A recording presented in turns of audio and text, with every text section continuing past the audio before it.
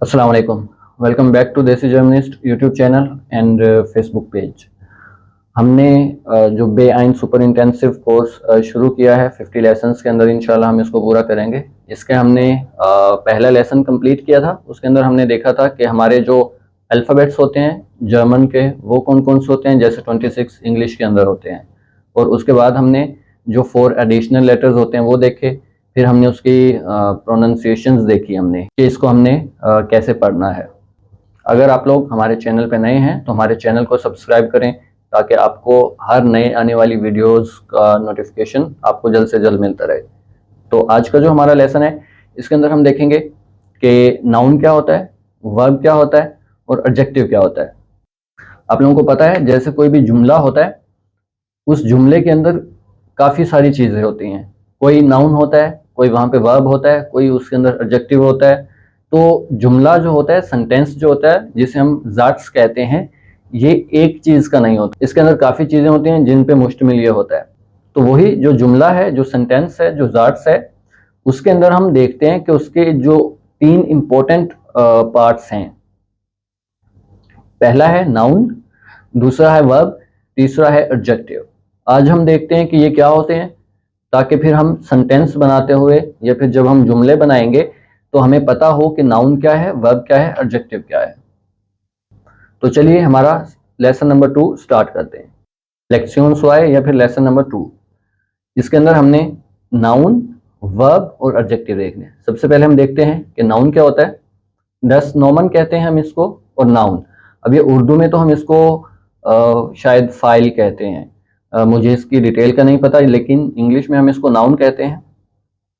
अब सबसे पहले आप लोगों को जो भी हम इंग्लिश का वर्ड या फिर जर्मन ग्रामर के हिसाब से कोई भी वर्ड देखते हैं या पढ़ते हैं तो हमें अपनी लैंग्वेज में उसकी ट्रांसलेशन पता होनी चाहिए कि हम ये कहते किसको हैं। जैसे फर्स्ट नंबर पे नाउन है, इसको जर्मन में दस नोमन बोलते हैं। अब जो नाउन होता है ये एक ऐसा वर्ड होता है जो रिप्रेजेंट करता है एक पर्सन को, एक प्लेस को, जैसे सिटी है, पार्क है, होम है।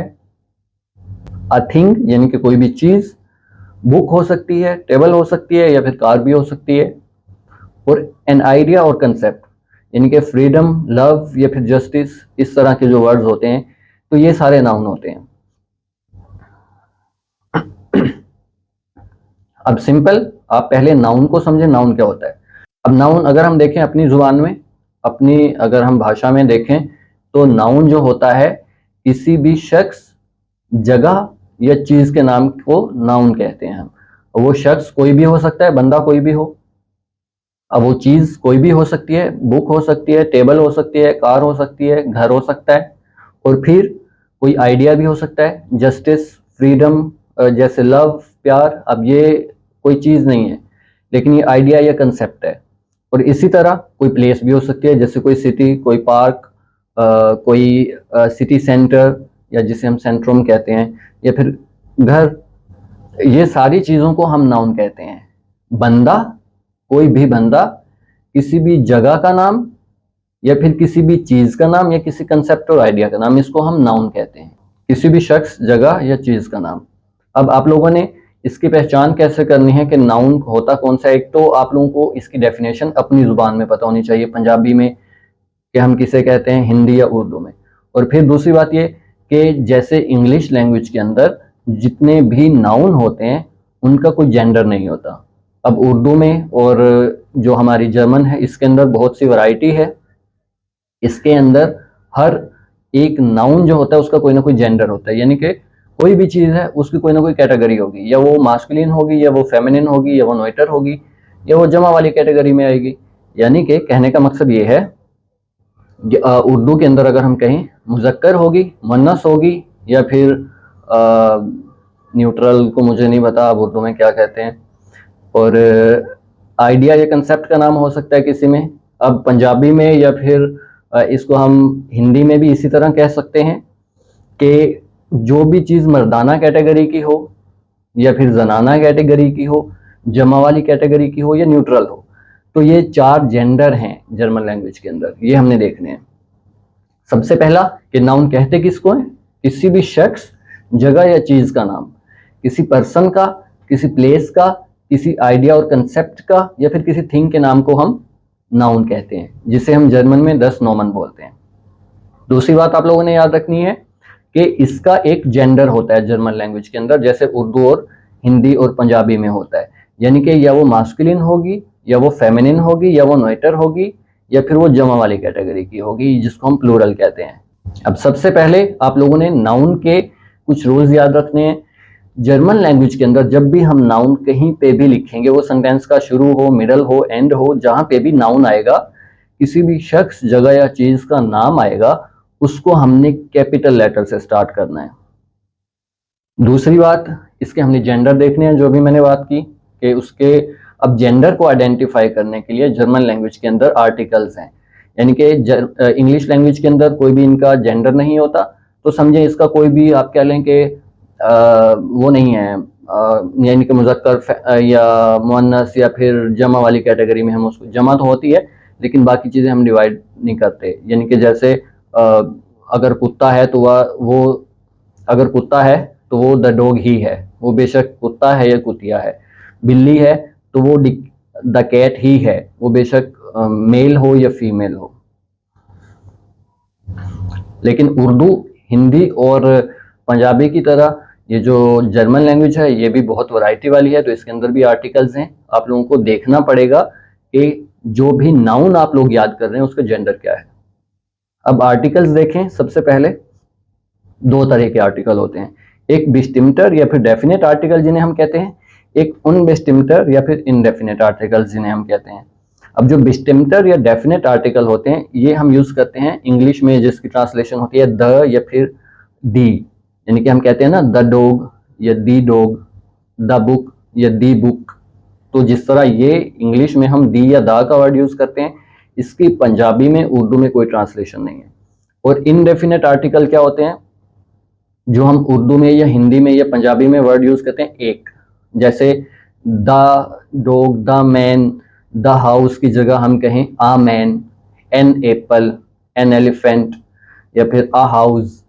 यानी कि जो भी उर्दू के अंदर या पंजाबी के अंदर या हिंदी के अंदर हम एक या फिर एक का वर्ड यूज करते हैं, एक घर, एक बंदा, एक गाड़ी, एक घोड़ा, तो ये जो चीजें होती हैं यानी कि जिसके साथ हम एक का वर्ड यूज करें, उर्दू में या पंजाबी में, इंग्लिश में हम यूज करते हैं आ या एन, इनको हम जर्मन लैंग्वेज में इनडेफिनेट आर्टिकल्स कहते हैं या फिर अनबेस्टिम्टर आर्टिकल।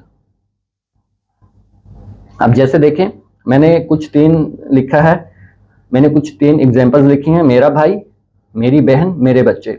अब ये हमें जेंडर का कैसे पता चला, जिसके साथ मेरा है वो मास्कुलिन है, मुजक्कर है, जिसके साथ मेरी है वो फेमिनिन है या फिर मुअन्नस है, छोटी ए जिसमें आ जाए, और जिसके साथ बड़ी ए आ जाए मेरे, वो जो है प्लूरल है या जमा है। इसके अंदर नॉइटर मैंने नहीं लिखा अभी। अब डेफिनेट आर्टिकल्स देखें आप, बिस्टिम्टर आर्टिकल जिन्हें हम कहते हैं। डेफिनेट आर्टिकल्स देखते हैं जिन्हें हम बिस्टिम्टर कहते हैं। अब सबसे पहला जो आर्टिकल है वो है बिस्टिम्टर, यानी कि चार कैटेगरीज हैं, मास्कुलिन, फेमिनिन, नॉइटर और प्लूरल। फर्स्ट है मास्कुलिन। अब जहां पे हम इंग्लिश में यूज करते हैं ना दी या द मैन, तो यहाँ पे हम यूज करेंगे देयर मन। वो बेशक कोई जानदार चीज हो, बेशक कोई बेजान चीज हो, ये अब बात आप लोगों ने याद रखनी है, जानदार हो या बेजान हो, जिसके साथ भी हम दी या द इंग्लिश में यूज करते हैं, और अगर वो जर्मन में हम यूज कर रहे हैं, मास्कुलिन कैटेगरी होगी, मुजक्कर होगी, तो हमने उसके साथ लगाना है डेयर, जैसे डेयर मन, डेयर स्टूल, डेयर फिश। अब बेशक ये जानदार चीजें हैं, ये बेजान है, जिसके साथ भी डेयर लगा होगा वो जर्मन जुबान के हिसाब से मास्कुलिन है या मुजक्कर है। सेकंड फेमिनिन है। अब फेमिनिन का आर्टिकल है दी, यानी कि इंग्लिश में हम यूज करते हैं ना द विमेन, तो यहाँ पे हम यूज करेंगे दी फगाओ, यानी कि डी आर्टिकल हम यूज करेंगे। डी का मतलब है कि ये फेमिनिन है, इसकी कैटेगरी जो है वो औरतों वाली है या फिर मुअन्नस है, वो बेशक कोई जानदार चीज हो या बेजान हो। अब ये जानदार बेजान के चक्कर में नहीं पड़ना आप लोगों ने, सिर्फ जर्मन लैंग्वेज में जो भी आपने नाउन याद करना है, आपने देखना है कि उसकी कैटेगरी कौन सी है, मास्कुलिन है, फेमिनिन है, नॉइटर है या प्लूरल है, ये याद रखना पड़ेगा आप लोगों को। लिए चिंता की बात नहीं है, बस टेबल याद करें हो जाएगा। अब थर्ड जो है नॉइटर है। अब नॉइटर के लिए जैसे हम कहते हैं ना इसके अंदर इंग्लिश में द, इंग्लिश में तो सबके साथ हम दा लगाते हैं, काम खल्लास, बस लेकिन जर्मन लैंग्वेज के अंदर हमने यूज करना है दस किंड, दस बुक। अब जिसके साथ भी दस लगा होगा तो समझे ये न्यूट्रल कैटेगरी है। वो जानदार चीज भी हो सकती है, बेजान भी हो सकती है। जैसे दस किंड ये जानदार है, दस मेशन ये भी जानदार चीज है, लड़की के लिए यूज होता है। जिसके साथ भी दस लगा हो वो नोइटर कैटेगरी है। अब लास्ट है फोर्थ प्लूरल, जिसको हम जर्मन में प्लूराल बोलते हैं।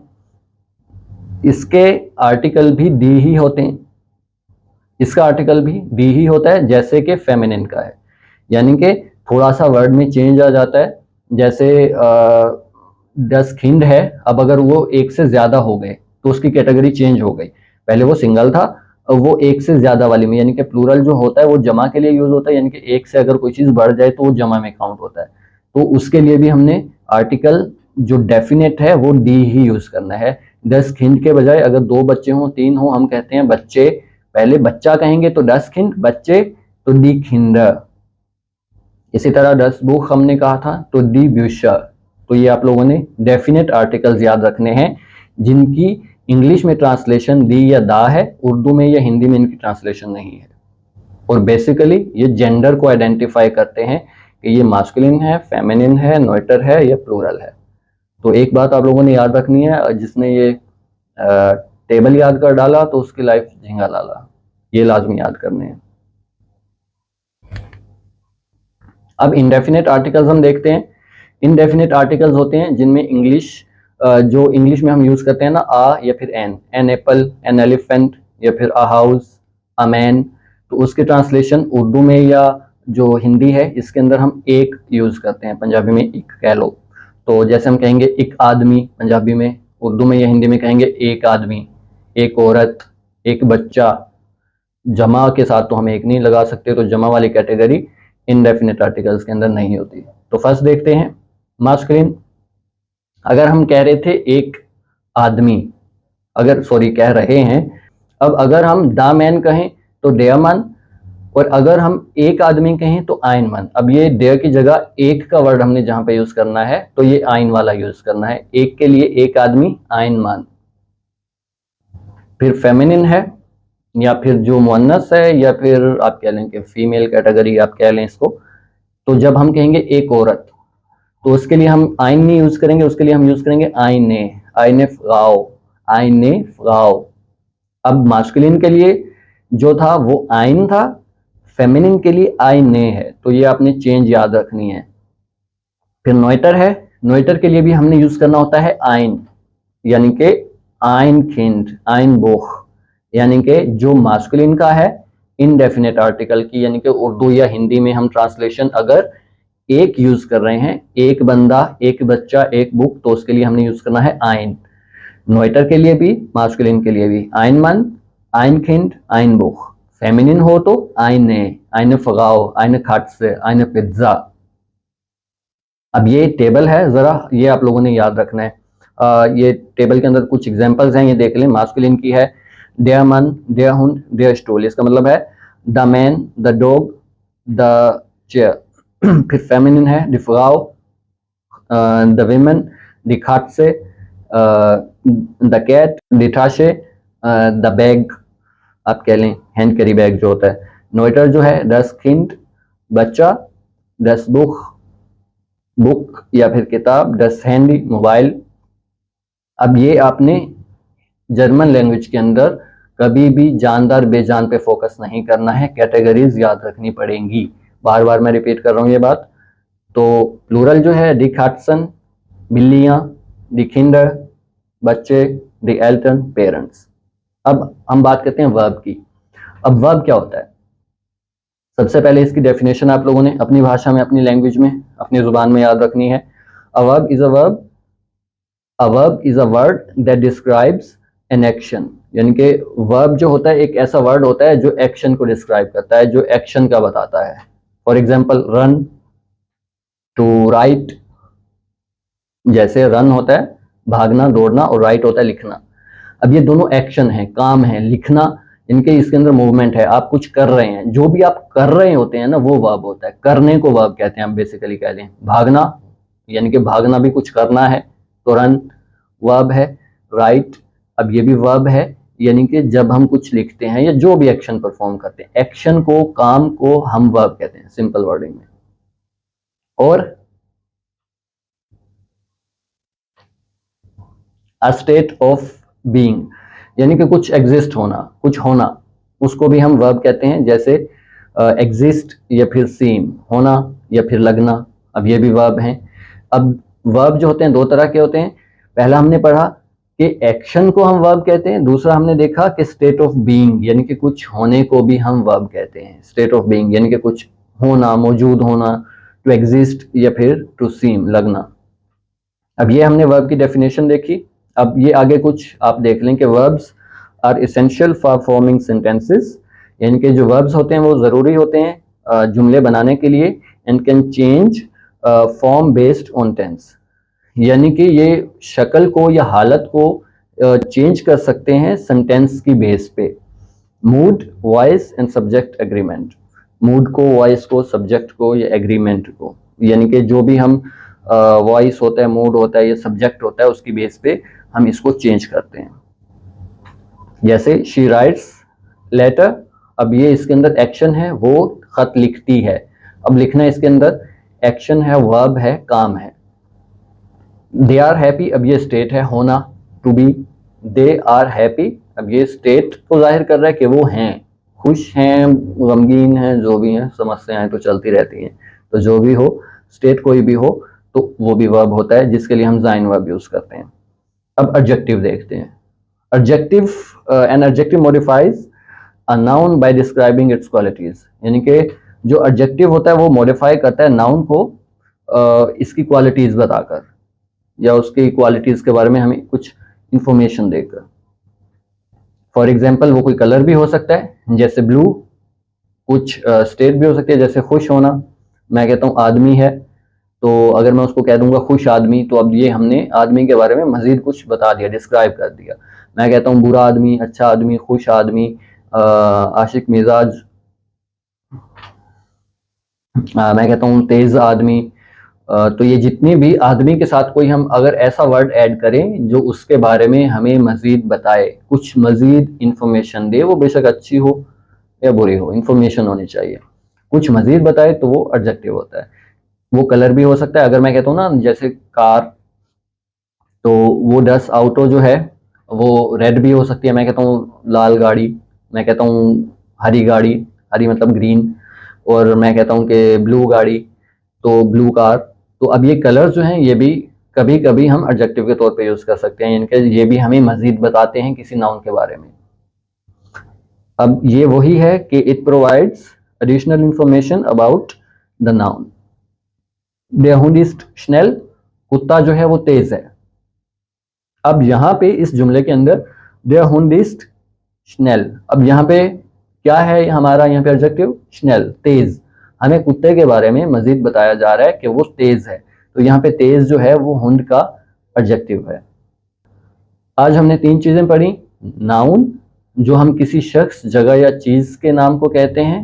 दस नॉमन, वो बेशक कोई आदमी हो, पर्सन हो, कोई जगह हो, या फिर कोई चीज हो, या फिर वो कोई कंसेप्ट हो, आइडिया हो। इनके नामों को हम हमेशा नाउन कहते हैं। जर्मन में हम इसे कहते हैं दस नॉमन।